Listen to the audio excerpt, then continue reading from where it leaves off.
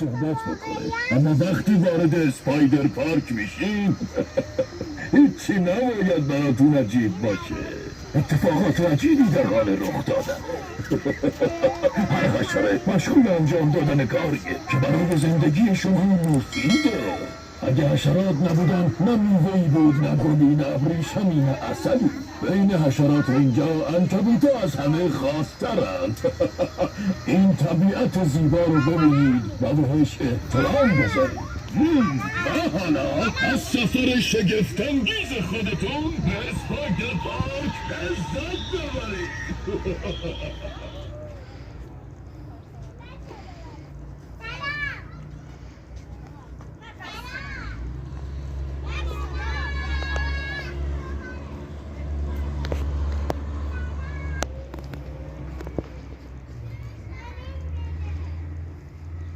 سلام بر تو ای انسان متفکر. اسپایدر پارک خوش آمدید. ما مرخا یکی از قدیمی ترین حشرات دنیا هست. میلیون ها سال قبل از دایناسورها روی زمین زندگی می کردیم. ما تو جاهای خشک زندگی می کنیم. برای جلب جفتمون آواز می خونیم. پای عقبی ما ملخا مخصوص جهش کردنه. با این پاها می تونیم تا 20 برابر طول بدنمون رو ببریم. ما آفت کشاورزی انسانایی ما می تونیم 100,000 تن ماده غذایی رو تو یه روز بخوریم و از بین ببریم. ولی با این حال من باید غنی پروتئینم هستم.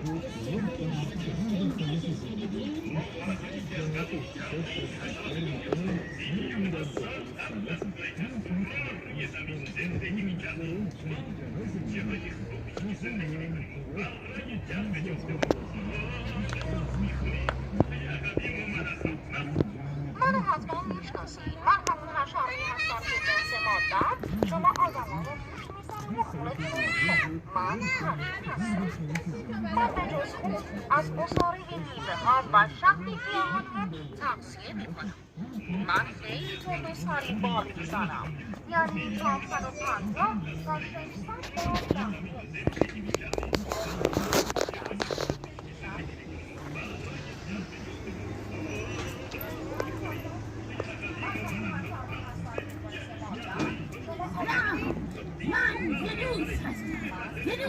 حشره خواه. من یه گیاه گوشت خارم و اهل آمریکا. روی برگای من موهای حساسی بود که وقتی حشره روی برگا میشینه من متوجه میشم و برگاهو میبندم و حشره رو شکار میکنم.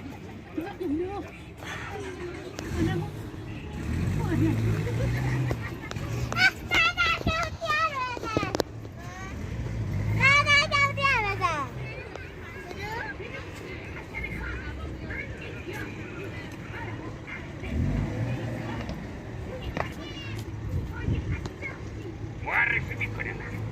که گوزنی هستم. من یکی از 400,000 گونه سوسک توی دنیا، جنگل و تنهای درختها محل زندگی منه. من شبا فعالیت میکنم و میرم دنبال منبع نور.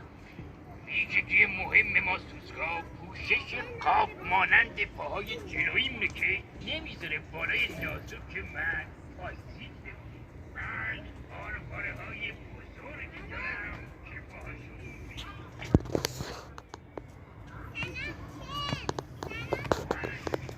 ما مورچه‌ها حشرات اجتماعی هستیم و به صورت گروهی زندگی میکنیم. جالبه که بدونید همه مورچه‌ها در یک گروه بچه‌های ملکه هستن. ما یکی از قوی‌ترین موجودات دنیا هستیم که میتونیم چیزایی که 50 برابر از خودمون سنگین‌تره رو بلند کنیم. ما مورچه‌ها در جاهای مختلفی زندگی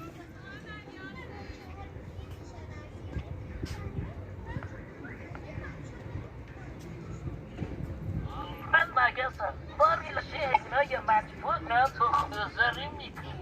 مراقب خیلی از بیماری‌ها میکروبا. چشمای خیلی بزرگی داریم و حتی تونیم پشت سر خودمون هم ببینیم. آره ما انسان‌ها حتی دست به دست میکنن. من لازمه مگسم دیدیم حتی بیرون ساعتی دست ما مگسم با شما انسان زندگی میکنیم. من وقتی جوونم گیاهان بعد که بزرگتر شدم شکارم میکنیم. من یه آفت خیلی خطرناکم که به میوه ها، سبزیجات و غلات شما انسان ها آسیب میزنم. اسم من سن سپرگاه. البته به هم سن بندوم چون هر وقت احساس خطر میکنم رایحه های با کفش تو زکا برای زندگی شما آدم ها خیلی مفید.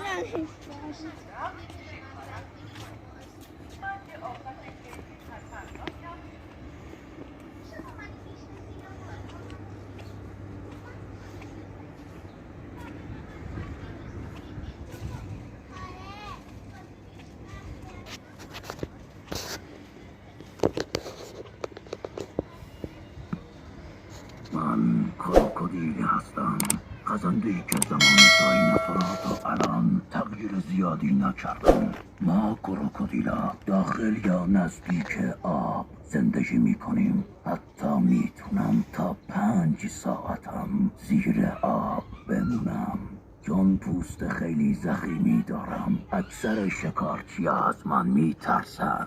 من آرواره‌های خیلی قوی دارم. به همین خاطر خودم یه شکارچیم و ماهی‌ها برم.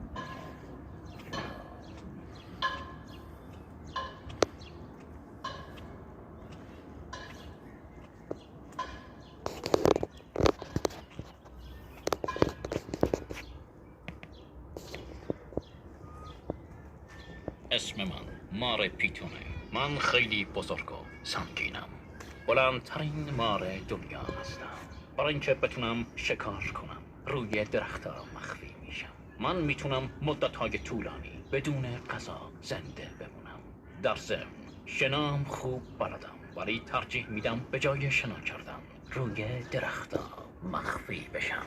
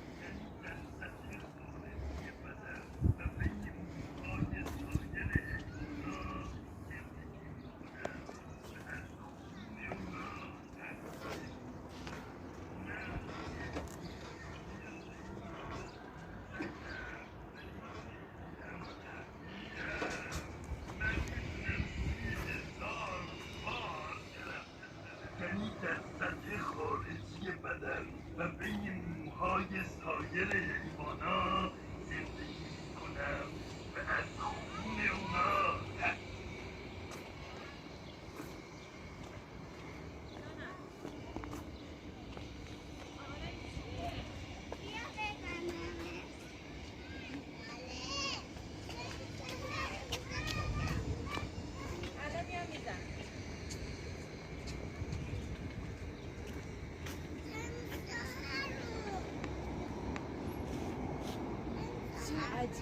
به من میگن کک. من یه انگلم، یعنی در سطح خارجی بدن و بین موهای سایر حیوانا زندگی میکنم و از خون اونا